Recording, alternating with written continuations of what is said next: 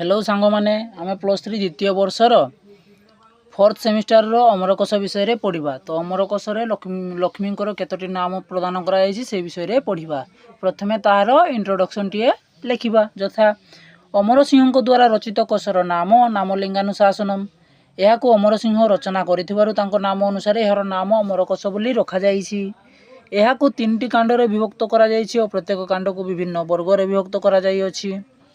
एही अमरकोश लक्ष्मी 6टी नाम उल्लेख कराई यथा लक्ष्मी पद्मालया पद्मकमला श्री हरिप्रिया।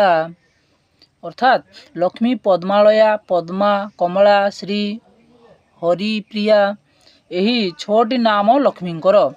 यह छड़ा इंदिरा लोकमाता माँ क्षीरदा तनया रमा भार्गवी लोकजननी और क्षीरसागर कन्यका यही 8टी प्रक्षिप्त नाम मध्य लक्ष्मींकर अटे।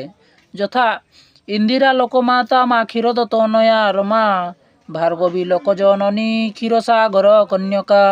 यार व्युत्पत्ति कौन हम ना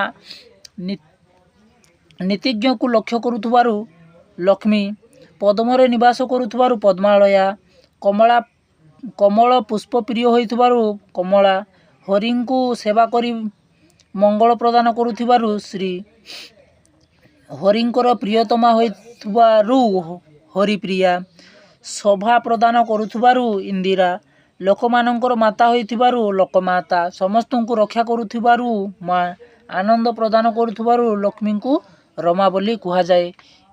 एतकी ही लिखिबो। तो भिडियोटी मोर केमिति लागिला लाइक शेयर एवं सब्सक्राइब करी कमेंट जणाइबो।